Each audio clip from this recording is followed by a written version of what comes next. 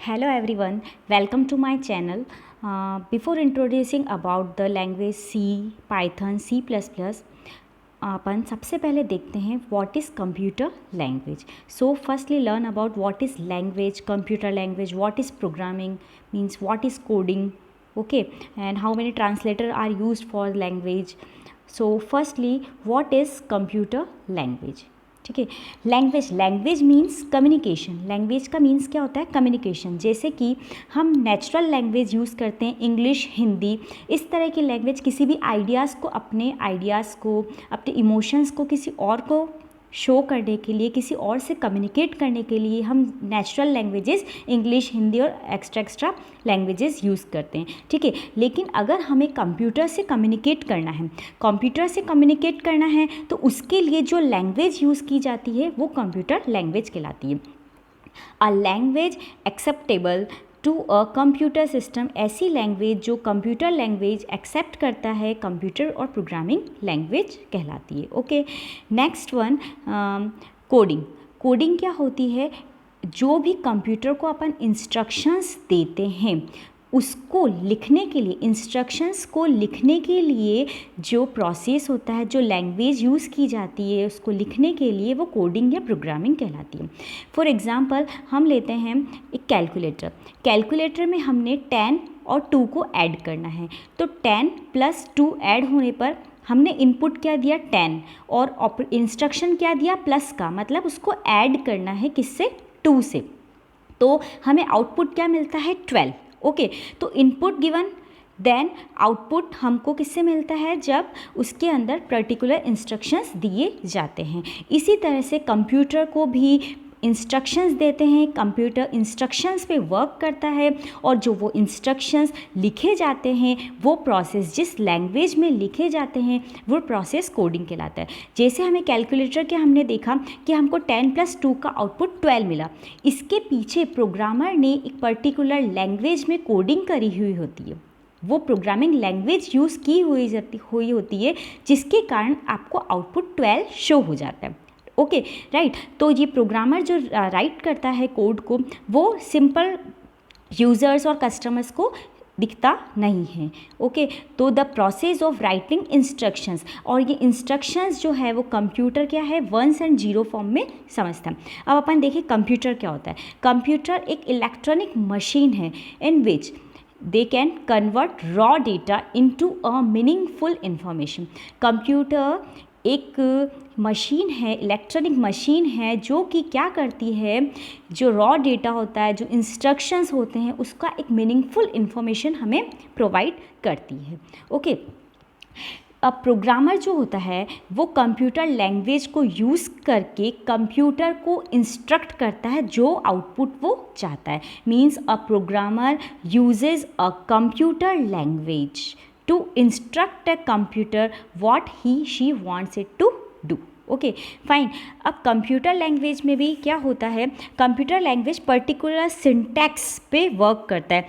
Natural language में तो अपन जैसे वर्ड्स एंड सिंबल्स इन सब को यूज़ करते हैं, particular grammatical language, grammatical rules को फॉलो करते हैं, उस अकॉर्डिंग लैंग्वेज बोलते हैं. सिमिलरली जो कंप्यूटर होते हैं उसके पास भी पर्टिकुलर सिंबल्स होते हैं, वर्ड्स होते हैं, जिसको जो लैंग्वेज में पर्टिकुलर C++, जो इस तरह की आप लैंग्वेज यूज़ कर रहे हैं उस लैंग्वेज में वो सेट ऑफ रूल्स फॉलो किए जाते हैं. ये सेट ऑफ रूल्स क्या कहलाते हैं? सिंटैक्स रूल्स कहलाते हैं. Okay, fine. अब हम देखते हैं कि कंप्यूटर लैंग्वेज होती क्या. कंप्यूटर लैंग्वेज तो हमने देख लिया क्या है, लेकिन उसके बाद ये कितने टाइप्स की होती है. Computer language basically divided into the 3 types: machine language, assembly language and high level language. Computer में जो भी प्रोग्राम, जो भी वर्क एग्जीक्यूट होता है वो 1 और 0 की फॉर्म में होता है. मतलब इंटरनली जो इसका वर्क होता है वो बाइनरी स्ट्रिंग 1 और 0 फॉर्म में वर्क किया जाता है. ठीक है. तो फर्स्टली इंट्रोड्यूस जब कंप्यूटर करा था तब मशीन लैंग्वेज में सारा वर्क किया जाता था. मशीन लैंग्वेज क्या होती है? 1 और 0 फॉर्म पे वर्क करती है. इसके अंदर जो इंस्ट्रक्शंस होते हैं, जैसे हमें ऐड करना है, कोई भी अर्थमेटिक ऑपरेशन अप्लाई करना है, कोई भी डेटा को मूव कराना है इधर से उधर, कोई भी किसी भी तरह का प्रोग्राम बनाना है, कोई भी इनपुट आउटपुट डिवाइस के थ्रू डेटा को ऑपरेट करवाना है, इस तरह का जो इंस्ट्रक्शन दिया जाता है, जो भी ऑपरेशन अप्लाई किया जाता है, वो, और उसके बाद जैसे किसी भी चीज़ को जैसे हमने 10+2 किया तो 10 की वैल्यू भी कहीं स्टोर होगी, 2 वैल्यू भी कहीं स्टोर होगी, और 12 जो इसका आउटपुट आया है वो भी कहीं जाके स्टोर होगा। यानी मेमोरी के अंदर, कंप्यूटर में CPU में मेमोरी होती है, उस मेमोरी में पर्टिकुलर एड्रेस पे वो वैल्यू जाके स्टोर हो जाती है। तो मशीन लैंग्वेज पे जब प्रोग्रामर वर्क करता था तो वो जो भी इंस्ट्रक्शंस और एड्रेस देता था वो 1 and 0 की फॉर्मेट में देता था। फॉर एग्ज़ाम्पल अगर उसको 4 लिखना है, अगर उसको 4 लिखना है तो अपन अभी क्या लिखते हैं, डायरेक्ट कीबोर्ड से 4 प्रेस किया, आपको आउटपुट में कंप्यूटर पे 4 शो हो जाता है। बट पहले 4 इस तरह से वर्क नहीं होता था। 4 के लिए आपको प्रोग्रामर को क्या लिखना पड़ता था, 0 1 00। अगर वो 0 1 00 लिख देगा तो इसका मतलब कंप्यूटर समझ जाता था दिस इज़ 4। Okay fine. तो मशीन लैंग्वेज पे वर्क होता था। लेकिन मशीन लैंग्वेज क्या है, सबसे बड़ी प्रॉब्लम मशीन लैंग्वेज में क्या होती थी कि ये मशीन डिपेंडेंट लैंग्वेज है। मशीन डिपेंडेंट लैंग्वेज का मतलब क्या है कि अगर किसी प्रोग्रामर ने मशीन लैंग्वेज के वर्क को यूज़ करके कोई प्रोग्राम या सॉफ्टवेयर डिज़ाइन किया है तो पर्टिकुलर उसी कंप्यूटर पे उसी पे ही वर्क करता था, किसी और कंप्यूटर पे वो प्रोग्राम वो सॉफ्टवेयर रन नहीं हो सकता था। तो सबसे बड़ी इसकी लिमिटेशन थी, मशीन डिपेंडेंट थी। और दूसरा सबसे बड़ा ड्रॉबैक इसका था कि जो प्रोग्रामर होता था उसको internal structure of the computer की नॉलेज होना बहुत ज़रूरी था। मतलब more knowledge of the internal structure of a computer, ठीक है। और किसी भी चीज़ को अगर उसको मॉडिफाई करना होता था, कोई प्रोग्राम उसने बनाया है अगर उसको मॉडिफाई करना होता था तो मॉडिफाई बहुत डिफ़िकल्ट वे में मॉडिफिकेशन हो पाता था। और इसके अलावा एक डिफ़िकल्ट टू मॉडिफाई और डिफ़िकल्ट प्रोग्राम, ये तो हमें हो ही गया। नेक्स्ट है असेंबली लैंग्वेज। मशीन लैंग्वेज को थोड़ा बहुत ओवरकम करा, इसकी लिमिटेशन को थोड़ा सा कम करने के लिए देन असेंबली लैंग्वेज यूज़ आई। असेंबली लैंग्वेज 1952 के अंदर यूज़ हुई थी। मशीन लैंग्वेज जो होती है वो नंबर्स पे वर्क करती है, असेंबली लैंग्वेज लेटर्स पे वर्क करती है, सिम्बल्स पे वर्क करती है, ठीक है। तो जो इसमें इंस्ट्रक्शन और जो स्टोरेज लोकेशन जो रिप्रेजेंट होता था बाय द सिम्बल्स के थ्रू उसका रिप्रेजेंट किया जाता था, इसलिए इसको असेंबली लैंग्वेज भी बोला जाता है।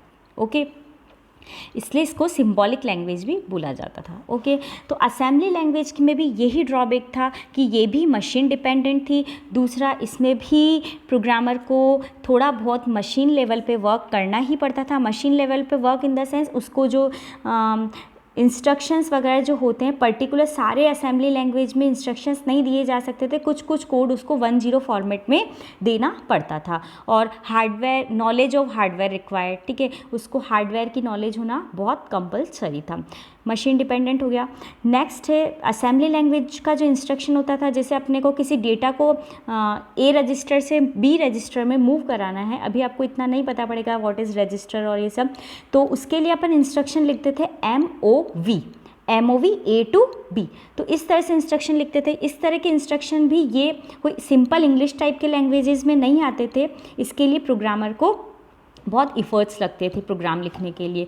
नेक्स्ट उसके बाद आइए high level language. High level language जो कि वर्क अभी अपन कर रहे हैं, C++, पाइथन और फॉर्टन, कॉबॉल, ये सारी लैंग्वेजेस जो है वो हाई लेवल लैंग्वेज कहलाती है। मशीन लैंग्वेज और असेंबली लैंग्वेज, ये दोनों लैंग्वेज जो हैं, ये लैंग्वेज जो है लो लेवल लैंग्वेज है। ओके, तो इन लो लेवल लैंग्वेजेस के जो अंदर जो ड्रॉबैक्स थे, जो लिमिटेशंस थी, उसको ओवरकम किसने किया, हाई लेवल लैंग्वेज में। हाई लेवल लैंग्वेज की सबसे बड़ा एडवांटेज ये था कि ये मशीन इंडिपेंडेंट थी। मशीन इंडिपेंडेंट इट मीन्स कि प्रोग्राम जो होते हैं वो किसी भी कंप्यूटर पे, आपने प्रोग्राम एक कंप्यूटर पे बनाया है तो वो प्रोग्राम किसी भी कंप्यूटर पे एग्जीक्यूट हो जाता था। उसके लिए किसी भी कंप्यूटर, किसी भी ऑपरेटिंग सिस्टम पे वो एग्जीक्यूट हो सकता है।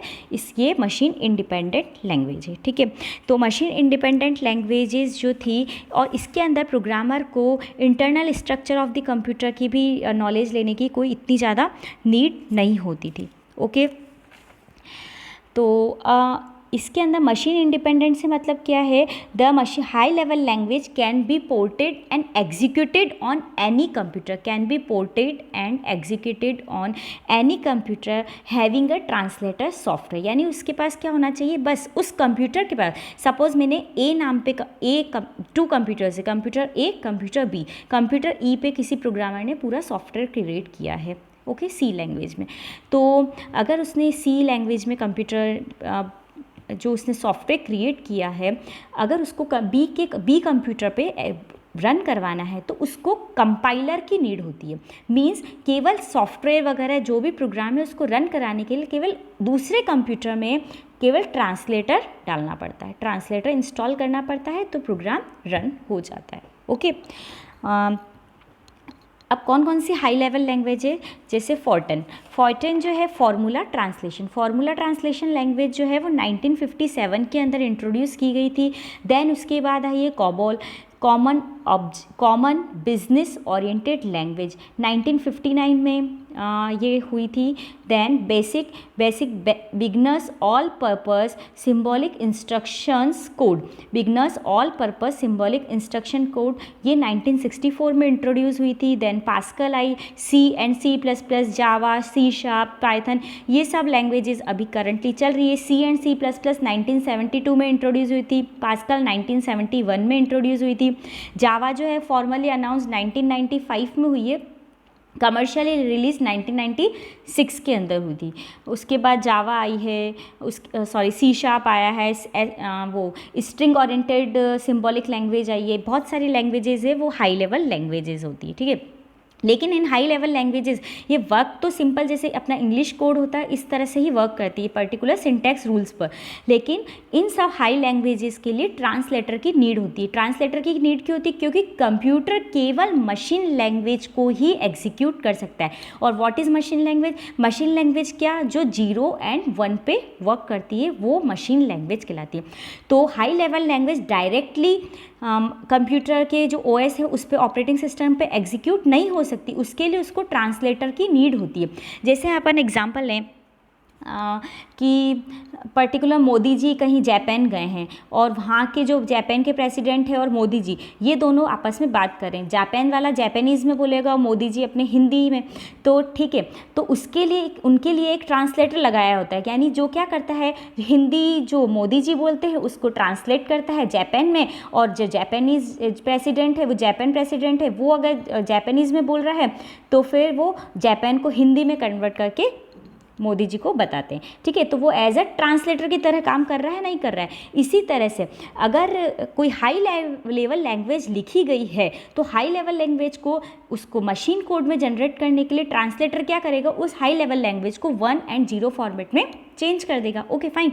तो टू तरह के ट्रांसलेटर मेनली होते हैं, कंपाइलर और इंटरप्रीटर। कंपाइलर जो होता है वो क्या है, देखो आप डायग्राम में हाई लेवल लैंग्वेज जो है उसको इनपुट दिया गया है और हाई लेवल लैंग्वेज को कंपाइलर ने आउटपुट देके उसको मशीन कोड के अंदर जनरेट कर दिया, ठीक है। उसका जो आउटपुट शो हुआ है वो किस में शो हुआ है, मशीन लैंग्वेज के अंदर, ठीक है। इसी तरह से अगर अपन इंटरप्रीटर की बात करें, इंटरप्रीटर भी हाई लेवल लैंग्वेज को इनपुट की फॉर्म में लेता है, इंटरप्रीट करता है और मशीन लैंग्वेज में कन्वर्ट कर देता है। लेकिन हाई लेवल लैंग्वेज और मशीन लैंग्वेज में डिफरेंस क्या होता है, हाई लेवल लैंग्वेज में जो कंपाइलर यूज़ होता है वो पूरा का पूरा प्रोग्राम रन करता है, देन पूरा होल प्रोग्राम के ऊपर वर्क करता है। और इंटरप्रीटर जो होता है वो स्टेटमेंट बाय स्टेटमेंट वर्क करता है। होल प्रोग्राम के थ्रू कंपाइलर किस तरह से वर्क करता है, सपोज अपन ने कहीं एरर रहती है, जब अपन पूरा प्रोग्राम बना लेते हैं देन जब उसको रन कराते हैं तो कंपाइलर जो फाइल बनाता है उस कंपाइलर के अंदर वो एरर शो करके आपको बताता है कि यहाँ आपका एरर है। लेकिन इंटरप्रीटर क्या करता है, अगर आपने पर्टिकुलर कोई सी भी सिंपल लाइन लिखी, किसी भी कोडिंग के अंदर कोई पर्टिकुलर अपन लाइन लिख रहे हैं, वहाँ सपोज़ अपन सेमी कॉलन लगाना भूल गए तो इंटरप्रेटर उसी टाइम पे आपको इंटीमेट कर देता है कि आपने यहाँ पे गलत किया है, आपने यहाँ मिस्टेक किया है। तो इंटरप्रेटर जो होता है वो स्टेटमेंट बाय स्टेटमेंट वर्किंग करता है और कंपाइलर होल प्रोग्राम पे वर्किंग करता है, ओके। तो कंपाइलर जो है जैसे C++, ये सब जो है जावा, ये सब क्या कंपाइलर पे वर्क करते हैं। और इंटरप्रेटर के लिए अभी जो जैसे करंटली जिसका बूम चल रहा है पाइथन लैंग्वेज जो है वो इंटरप्रेटर पे वर्क करती है। ठीक है, तो अपन नेक्स्ट टाइम पूरी तरह से डिटेल पढ़ेंगे। सी लैंग्वेज से स्टार्ट करते हैं, सी के बाद अपन धीरे धीरे पाइथन का कोर्स भी स्टार्ट करेंगे। Thank you so much.